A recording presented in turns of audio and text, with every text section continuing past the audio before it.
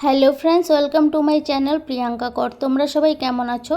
আশা করছি তোমরা সবাই খুব ভালো আছো আর আমরাও খুব ভালো আছি। আজকে রবিবার, আজকের ব্লগটা আমি এখান থেকে স্টার্ট করলাম। আজকে রবিবার, আজকে ঘুম থেকে একটু দেরি হয়ে গেছে। ইচ্ছে করে একটু বেলা করে উঠেছি, ওই 9টার মতো বেজে গেছে। ঘুম থেকে উঠে সবার ফার্স্টে একবার চান করে নিয়েছি। চান করে ওই ছেলেকে বলেছিলাম ঠাকুরের ফুলগুলো তুলে রাখতে। ব্যালকনিতে ফুলের গাছ ছিল, জবা ফুলগুলো তুলে রেখেছি। আর বাজার থেকেও কিছুটা ফুল আনা হয়েছে। আর এদিকে ও মাছ নিয়ে এসেছিলো, কাতলা মাছ। আজকে বললো কাতলা মাছের আলু দিয়ে পাতলা করে ঝোল করতে। কিছুটা মাছ আমি তুলে রেখেছি, কাল যেহেতু হোলি।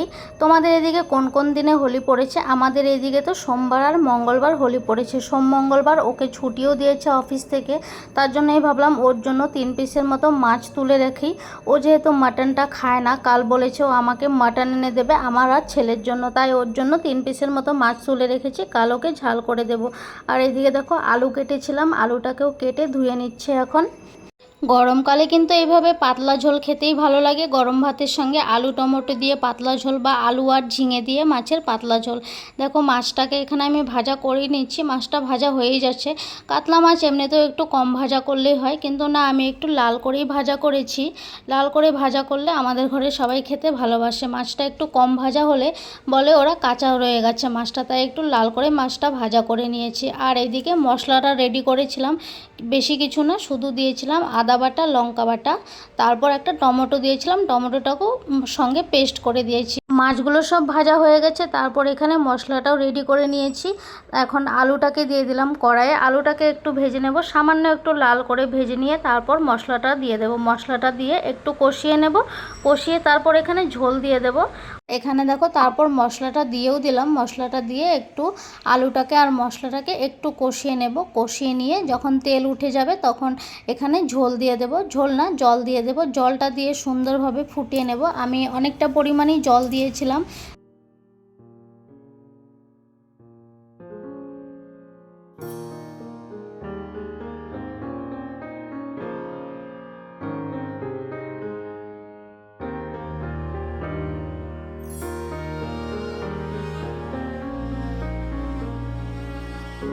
এই যে মাছের ঝোলটা রেডিও হয়ে গেছে, আলু দিয়ে কাতলা মাছের পাতলা ঝোল। তোমরাও করে খেও, এটা খেতে কিন্তু খুব ভালো লাগে গরম ভাতের সঙ্গে। তারপর অনেক দেরি হয়ে গেছিলো, তাই ভাবলাম ছেলেকে সবার ফার্স্টে ভাতটা দিয়ে দিই, আমি আরও পরে খাবো। আর আজকে আমি পুজো দিয়েই ভাবছি একবারে ভাতটা খাবো।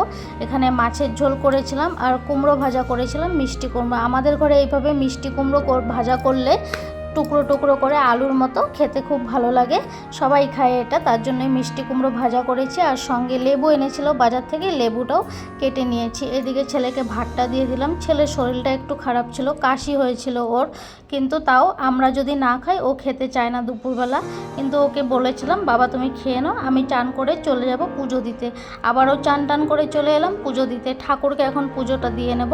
একটু রং দিয়েছিলাম দরজায়, আমাদের আজকের দিনে দরজায় ঠাকুরের চরণে রং দেয়, তাই ভাবলাম রংটা একটু দিয়ে দিই। দরজায় রং দিয়েছি, তারপর ঠাকুরের চরণে রংটা দিয়েছি। আমাদের এটাই নিয়ম আছে, আজকের দিনে হোলির প্রথম দিন আমরা ঠাকুরকেই রং দিই সবার ফার্স্টে, তারপর আমরা নিজেদের গায়ে রং লাগাই।